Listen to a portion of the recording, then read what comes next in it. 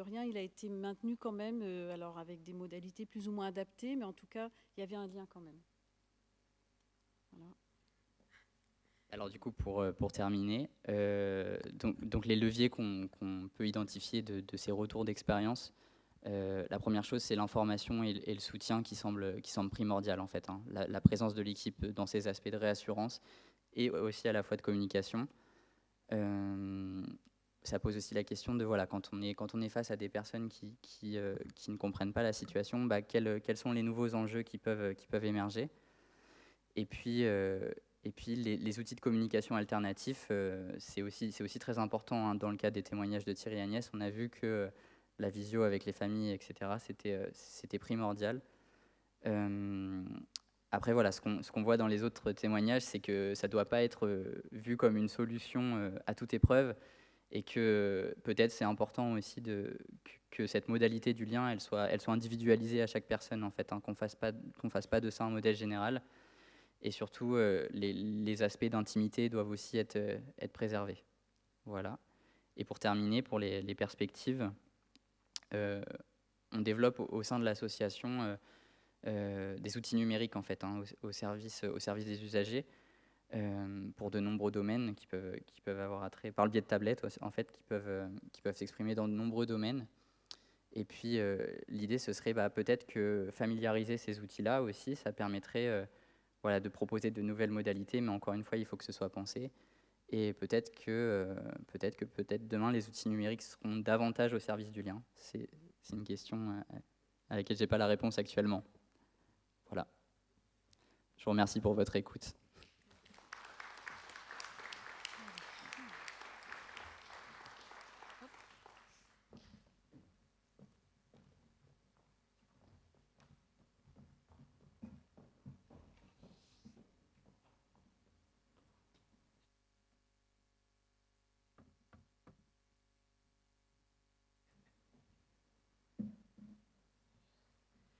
Bon, on ne fait pas de prestidigitation avec des petits machins.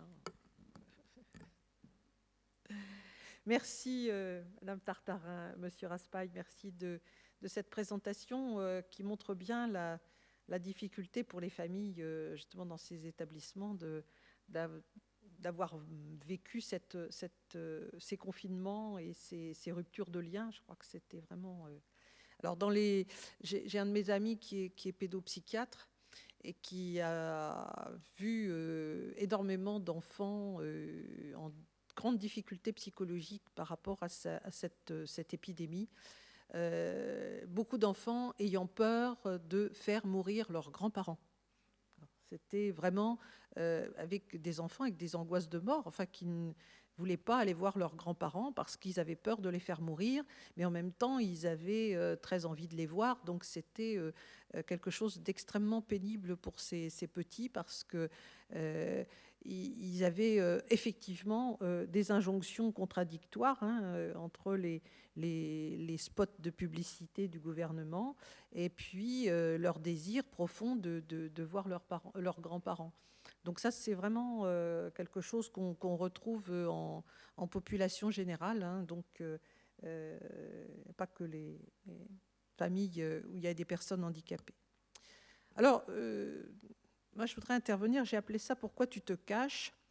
Et le port du masque chez les personnes désorientées, donc en service hospitalier et en service d'hébergement. Suivante, pourquoi se poser cette question?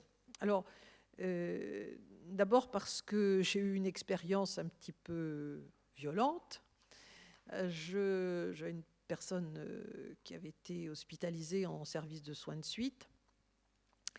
Je rentre dans sa chambre, bien sûr, avec le masque, le truc, le gel hydroalcoolique. Et puis, cette dame, alors je vous rapporte brut ses paroles.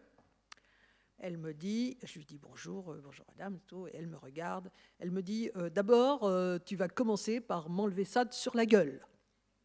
Voilà, c'était brut. Donc je me suis dit, bon, oh là, bon, on va peut-être... bon, alors j'ai baissé le masque, j'ai reculé de 2 mètres. Hein, et là, je me suis dit, bon, oui, le masque, c'est un problème.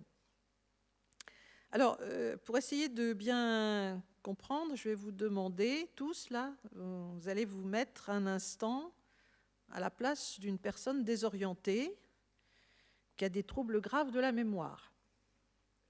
Alors, vous pensez tous que nous sommes au parc des expos, là, que vous allez repartir tout à l'heure, là, vous allez prendre votre voiture. Non, c'est pas vrai. Non, vous êtes en maison de retraite, là. Non, non, c'est sûr, hein, vous n'allez pas partir, là. On va tous, bon, on va manger ensemble tout à l'heure, ce soir, mais ce soir, vous dormez là. Hein. Vous dormez là. Non, vous n'allez pas partir. Ça, c'est ce qu'on dit tous les jours à nos patients désorientés dans les unités, parce qu'ils nous disent, bon, ben là, il faut que je m'en aille, j'ai mes enfants qui m'attendent, il faut que j'aille les chercher. Et on leur dit, ah non, non, non, vous savez, vous êtes à la maison de retraite, là, vous allez dormir là, tout à l'heure, on va manger. Imaginez, voilà, je vous dis, vous n'allez pas sortir là ce soir, là. Non, non, c'est pas vrai. C'est violent. Donc, la désorientation, je ne sais pas où je suis, je ne reconnais pas les gens autour de moi, et je ne sais pas ce que je fais là. Alors, bon. Diapo suivante. La désorientation, il y a 2 modes de désorientation. Il y a les personnes qui ne savent absolument pas où elles sont, ni quelle date nous sommes, ni si c'est le matin, le soir, enfin bon. Donc, la désorientation est complète. Et puis, il y en a d'autres qui se récupèrent de cette désorientation en pensant être dans un lieu et un temps qui sont faux. Hein, et certains qui pensent être à la maison, certains qui pensent avoir 50 ans alors qu'ils en ont 85. Donc, voilà. Alors, ceux-là, finalement, ils sont moins angoissés parce qu'ils ont leurs propres repères. Ceux qui ne savent absolument pas, ils sont moins angoissés par le fait d'être confronté à un réel qui ne correspond pas, mais en même temps, cette incertitude est extrêmement angoissante. Les troubles de la mémoire, 2 gros troubles de mémoire, l'oubli à mesure, hein, la personne oublie instantanément ce qu'on vient de lui dire. Alors ça, les soignants appellent ça l'effet essuie-glace. Hein. On dit quelque chose, hop, c'est tout de suite effacé. Ou l'effet ardoise magique. Et puis, l'effet amnésie antérograde. Hein, au fur et à mesure que la maladie de la personne évolue, hein, notamment la maladie d'Alzheimer, la personne oublie complètement des périodes de plus en plus grandes, hein, des événements récents, mais puis moins récents. C'est-à-dire qu'au début de la maladie, ils ont oublié les 3 derniers mois, puis 2 ans après, ils ont oublié 2 ou 3 ans, les 2 ou 3 ans qui viennent de se passer, et puis à reculons comme ça, jusqu'à ne se souvenir que de leur enfance.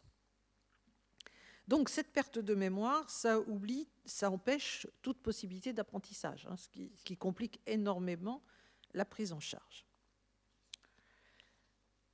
Alors, donc je me suis dit comment ces personnes désorientées avec des troubles graves de la mémoire ont vécu finalement les modifications de la prise en charge, et notamment le port du masque. Comment est-ce que ces soignants qui voient tous les jours, tout d'un coup, ils ont des trucs sur le visage, et comme m'a dit ma patiente, bon, enlève-moi ça parce que bon, ça me convient pas.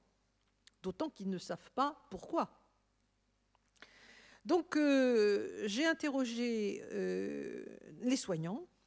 J'ai pas interrogé les résidents parce que la dernière fois que j'ai posé la question à une dame, dites-moi, bon, est-ce que ça va? Est-ce que vous avez eu des problèmes avec l'épidémie?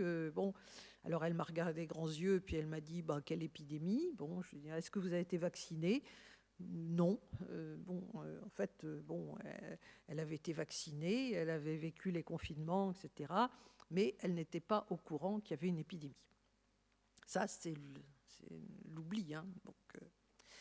Donc, j'ai interrogé les soignants parce que je me suis dit que les résidents, ça allait être un petit peu compliqué, qu'ils allaient m'apporter ce même genre de réponse, quelle épidémie et de quoi vous me parlez.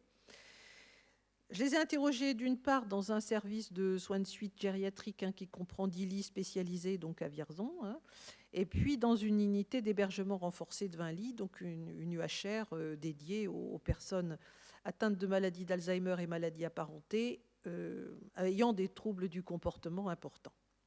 Alors j'ai interrogé des infirmières, des assistants de soins en gérontologie, des aides-soignants, des agents de service. Alors il faut préciser que dans l'UHR, donc qui est une unité d'hébergement, ils n'ont eu aucun cas de Covid. Ils ont complètement échappé à l'épidémie, c'est formidable.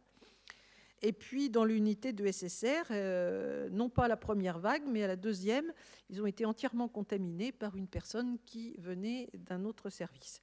Elle avait pourtant été testée, mais testée 72 heures avant. Et puis, voilà, puis la maladie s'est révélée pendant le week-end et elle a eu le temps de contaminer tout le service.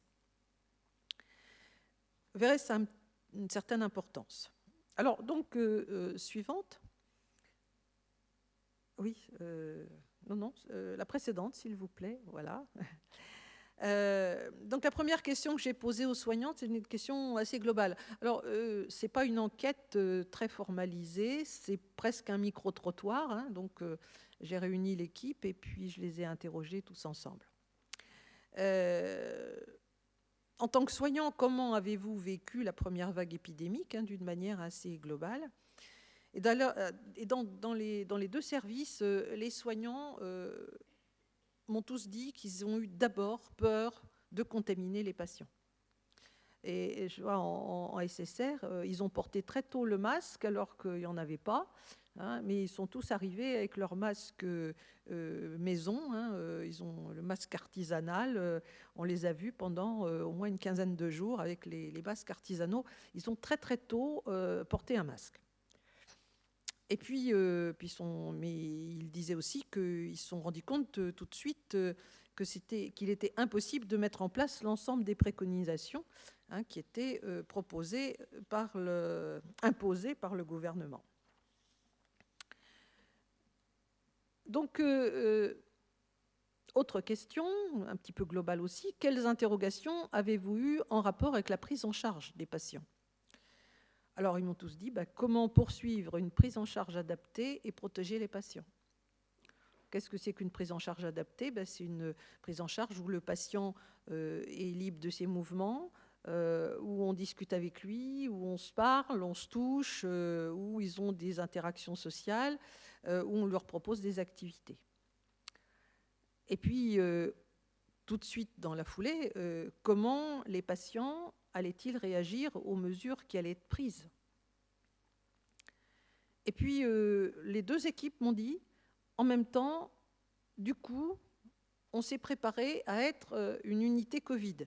C'est-à-dire que tout le monde soit contaminé. Ils se sont préparés à ce que tous les résidents ou les patients du service soient contaminés et à un moment donné que peut-être qu'il y aurait des décès.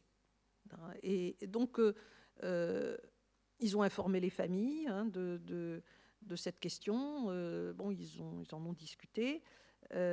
Mais eux-mêmes, l'ensemble de l'équipe, ils se sont préparés à ça. Ils se sont préparés eux-mêmes à être contaminés également, hein, ce qui était possible. Donc, très très vite, hein, les équipes se sont interrogées et ont réagi par rapport à toutes ces mesures. Alors, je leur ai demandé ensuite quels choix ont été faits pour concilier cette prise en charge et les règles sanitaires. Alors, dans les deux services, hein, service d'hospitalisation et service d'hébergement, ils ont pris la décision de laisser déambuler les patients comme à leur habitude, librement. Mais autant en UHR, ils ont continué à servir les repas en commun en éloignant les tables, hein, parce que les espaces sont grands, donc c'était géographiquement possible. En SSR, ils ont supprimé le repas en commun. On verra que ça a été une décision difficile pour eux. Parce qu'il était inenvisageable de les enfermer dans leur chambre, où il aurait fallu ou les attacher, hein, donc les contentionner, ou les sédater avec des psychotropes. Et on sait très bien que ces personnes atteintes de maladies d'Alzheimer et maladies apparentées, si on les assomme avec des psychotropes et si on les attache, c'est le décès assuré dans les 3 mois. Donc on a dit, tant pis, hein, prend le risque. À la limite, si on les soigne bien, si on surveille, peut-être et qu'on prend toutes les mesures pour que le virus ne rentre pas dans le service, eh bien, on leur donne leur chance. Parce qu'on savait que attachés ou sédatés, de toute façon, ils allaient en mourir. Donc, forcément... Alors, qui avait pris les décisions? Donc, en SSR, l'équipe, très très vite, a pris cette décision, et ils ont immédiatement informé le médecin qui lui-même y avait réfléchi avant d'arriver dans le service. Tout ça s'est fait très vite. Moi, j'en avais discuté avec mon collègue, et on avait dit, de toute façon, c'est vrai qu'on ne peut pas les enfermer, c'est pas possible. Donc, bon. Et puis, on est arrivé dans le service et l'équipe a dit, oui, de toute façon, on les laisse déambuler, parce qu'on ne peut pas faire autrement. Et puis, en UHR, où l'équipe était plus un petit peu dans l'attentisme, donc le médecin a très, très vite donné l'information à l'équipe que on allait laisser les résidents déambuler et vivre un petit peu comme ils avaient l'habitude de vivre. Donc l'équipe du HR a été extrêmement soulagée par cette décision, parce qu'ils ne se voyaient pas en train d'enfermer les gens dans leur chambre. Alors, le port du masque. Alors, moi je me disais, compte tenu de la réaction de la dame qui m'avait un petit peu injuriée, je me suis dit, ce port du masque, ça doit quand même être un problème.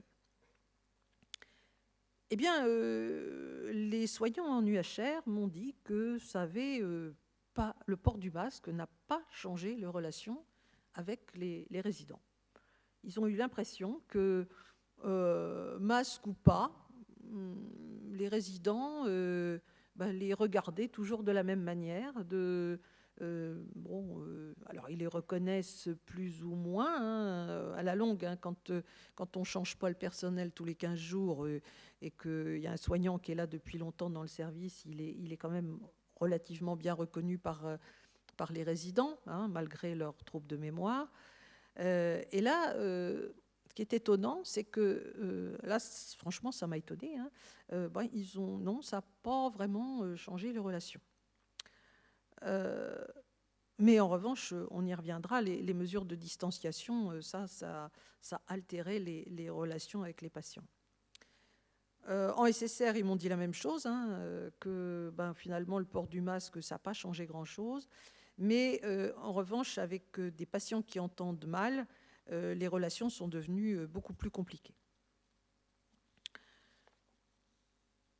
Alors, je leur ai demandé si les résidents, les patients, avaient exprimé quelque chose, soit verbalement, soit par leur comportement.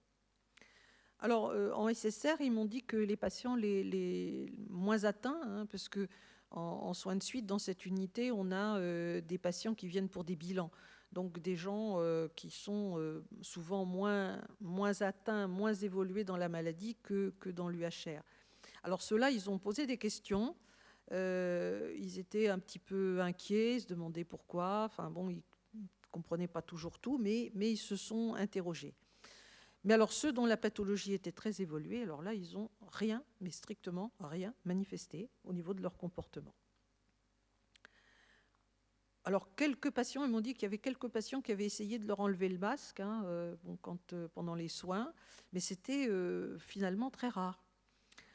Et puis, donc, pas eu de modification du comportement, pas d'agressivité, pas d'opposition aux soins qui se soit aggravée. Enfin, alors, l'opposition aux soins est quand même assez fréquente, notamment en UHR, mais finalement, ça s'est pas aggravé. En revanche, lorsqu'il y a eu contamination de l'ensemble du service et que les soignants ont dû porter, je dirais, la tenue de cosmonaute, les patients les ont regardés bizarrement. Il faut dire que, diapo suivante, ça fait peur. Ça fait peur. Vous admirerez quand même l'élégance du sac poubelle par-dessus la surblouse. Je crois que, voilà. Donc là, effectivement, les patients ont été totalement effrayés. Et là, en effet, il y a eu des réactions. Alors, on y reviendra, mais c'est vrai que ça pose des questions quand même. Donc là, c'était quand même un peu effrayant. Alors, je leur ai demandé s'ils avaient été amenés à enlever le masque. Donc, ils m'ont tous dit non. Donc, ils ont été très sérieux, sauf pour les personnes malentendantes, quand ils avaient affaire à... Alors, aujourd'hui, le masque est-il toujours porté? Souhaiteriez-vous l'enlever? Donc, ils m'ont tous répondu qu'ils portaient toujours le masque, effectivement, mais qu'ils sont unanimes pour dire qu'ils souhaiteraient l'enlever. Ils m'ont dit « Ah oui, on voudrait bien l'enlever, ce truc, parce que vraiment, on n'en peut plus. » Mais pas tellement par rapport aux soins et avec les patients, mais parce que c'est extrêmement pénible de faire un travail qui parfois est un peu physique, notamment pendant les temps de toilette, soulever les gens, déplacer, etc. Avoir le masque sur le visage à longueur de journée, c'est parfois quand même franchement pénible. Enfin, je leur ai demandé s'ils avaient l'impression que l'épidémie avait modifié durablement la prise en charge des patients, parce qu'aujourd'hui, les familles peuvent revenir, il y a un certain nombre d'activités qui ont repris. Alors, en SSR, où donc l'équipe n'a pas pu encore remettre en place les repas en commun, parce que la salle à manger est trop petite et comme il faut un nombre limité de patients sur les tables, en fait, ça les obligerait à faire 2 services ou à avoir des gens en chambre et des gens en salle à manger, et ils sont trop peu nombreux pour pouvoir assurer ça. Et en UHR, c'est la perte du contact physique qui est le plus difficile, le manque de bises. C'est ça, j'ai rapporté leurs propres termes, le manque des bises, le manque du toucher affectif, le manque de tendresse, parce que c'est vrai que ces patients sont souvent très tactiles, et là, je pense que dans un certain nombre de situations, pour les personnes handicapées avec des déficiences psychiques, je pense que ça serait le même type de problème. Alors, dans l'équipe d'hébergement, ils m'ont dit qu'ils trouvaient que ça avait changé beaucoup de choses, même dans les relations entre les collègues. Je crois que ils ont l'impression que c'est moins chaleureux aujourd'hui. Et puis, en plus, ils sont confrontés à des difficultés de recrutement de personnel, ce qui fait qu'il y a une rotation importante de soignants et que c'est un petit peu compliqué. Alors, moi, je me suis interrogée personnellement, par rapport au port du masque. Moi, je me sens très gênée par le port du masque dans les relations avec les patients. Ça me gêne énormément de pas, qu'ils ne me voient pas, qu'ils ne voient pas mon expression. J'ai l'impression que je ne vais pas pouvoir communiquer avec eux.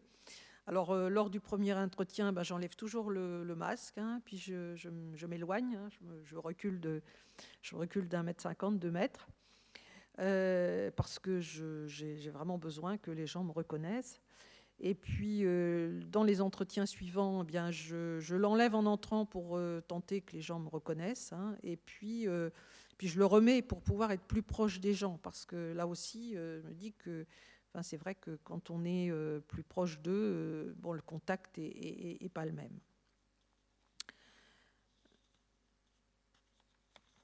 Alors, en conclusion, je dirais que donc le port du masque n'a, semble-t-il, aux équipes soignantes, c'est vraiment leur ressenti, je vous dis, c'est pas une étude scientifique, c'est un micro-trottoir, mais ça a quand même son importance. Il semble que ça a eu peu de conséquences pour la prise en charge des patients évolués dans leur maladie, donc pas de réaction particulière. Alors, ça m'amène à me poser des questions sur la perception qu'ont ces patients de l'environnement humain, et notamment la perception du visage. Et voyant que finalement, c'est quand les gens étaient déguisés en cosmonautes que là, ils faisaient plus très humain, et que donc du coup, pour les patients évolués, c'était plus tout à fait des humains qui s'occupaient d'eux. On avait un petit peu l'impression, il y a une soignante qui m'a dit, je crois bien qu'ils nous prenaient pour des robots. Donc, je crois que ça interroge beaucoup sur justement comment il faut se présenter, je dirais, finalement, pour à ces personnes désorientées. Je pense que j'amènerai les équipes à mener une réflexion là-dessus parce que c'est quand même intéressant.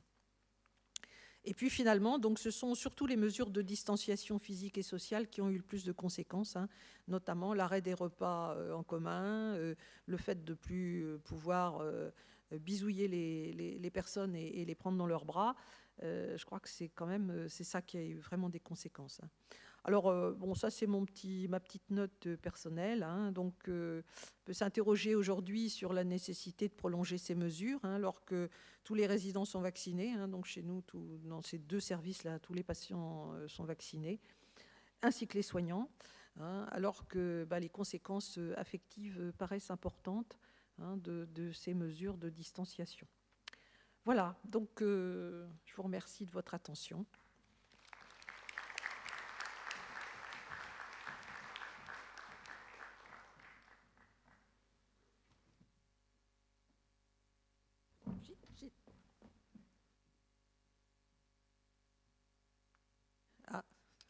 Passer à une note optimiste, hein, avec le docteur Boudenoux, hein. Comment résister aux épidémies? Je crois que bon, voilà, on va être très fort après, on saura tout.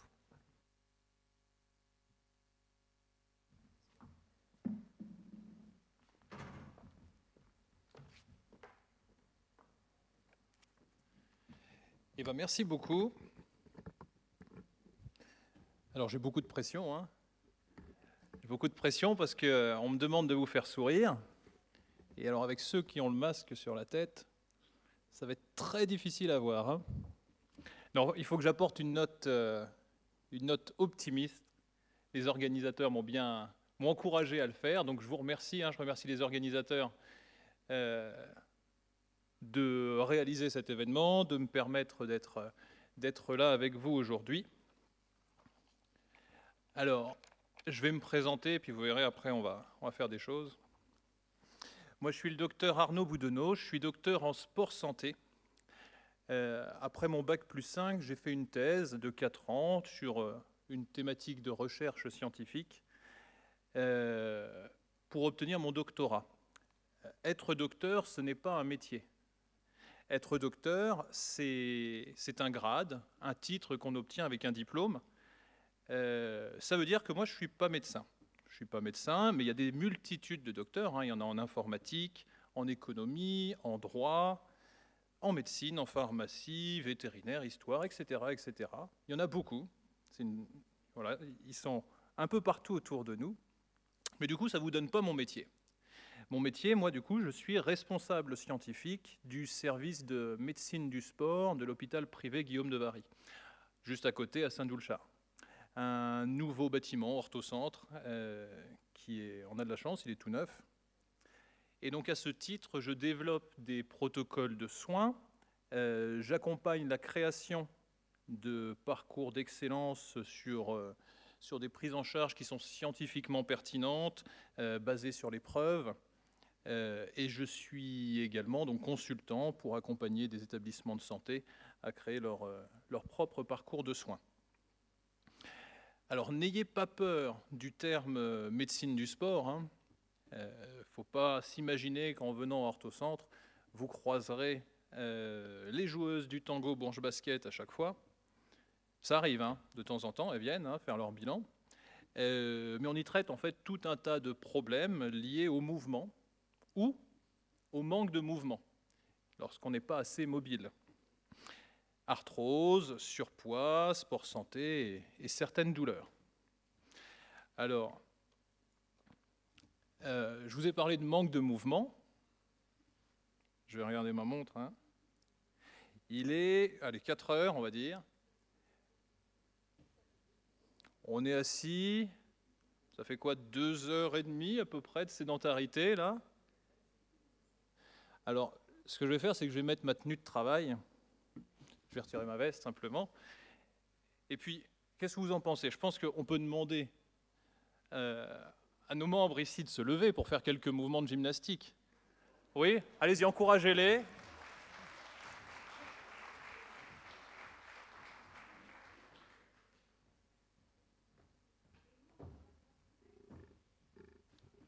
Oui, c'est vrai, on pourrait leur demander à eux aussi. Oui. Allez-y, levez-vous, s'il vous plaît. Allez-y, allez-y. Alors, on va se réveiller. Hein. Est-ce que vous pourriez passer à la diapositive avec le fond d'écran? Allez-y, à la suivante. Voilà, ici. Regardez comme c'est beau. Vous avez vu, c'est l'automne. Ça vous inspire quoi? Allez se promener dans les bois, alors on y va. Allez-y, on va marcher. Alors sur place, hein. On va marcher sur place. Vous allez regarder si votre voisin marche bien. Hein. Est-ce que vous avez vu ce champignon par terre? On va le ramasser, allez-y. Il est beau celui-là? Et celui qui est juste à côté, il est beau aussi ou pas? Les escargots aussi, c'est ça? Alors attention, parce qu'il y a une branche devant vous, il va falloir monter les genoux très haut maintenant.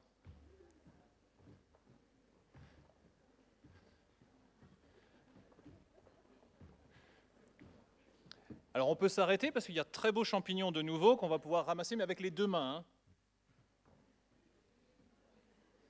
Voilà.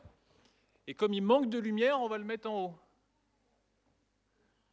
On va le secouer un petit peu pour faire tomber les feuilles. Non, en fait, il n'est pas beau, on le repose. Et maintenant, on a plein de boue sur les chaussures, alors on va être obligé de monter les talons très haut vers les fesses. Et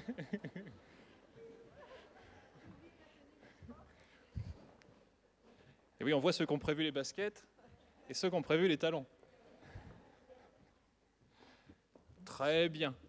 Alors comme c'était très difficile comme exercice, on va faire un petit étirement. Hein. Vous allez prendre votre main devant et on va ramener vraiment la paume de main en avant et les doigts en arrière.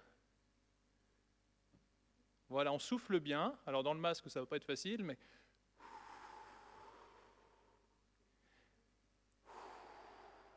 Encore une fois.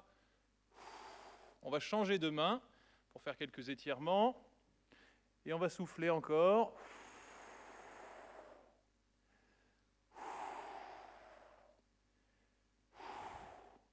Très bien. Et un tout petit dernier pour finir, vous allez vous asseoir. Et une fois assis, on va descendre les mains le long des pieds. Et on va compter jusqu'à 5. 1, en étant assis. 2, 3, 4 et demi. Et 5, c'est bon, vous pouvez vous relever. Merci, bravo à tous. On a pu rompre un peu de cercle de déconditionnement, on a refait un petit peu d'exercice, un petit peu d'activité physique, et puis vos muscles vont vous remercier. On va voir après, donc je vais retourner sur ma petite feuille pour ne pas perdre le fil. On a parlé de Covid-19, de l'importance des gestes barrières, des effets néfastes sur la santé, dans les médias, et puis aujourd'hui, surtout sur le versant psychologique, ce qui était abordé jusqu'ici.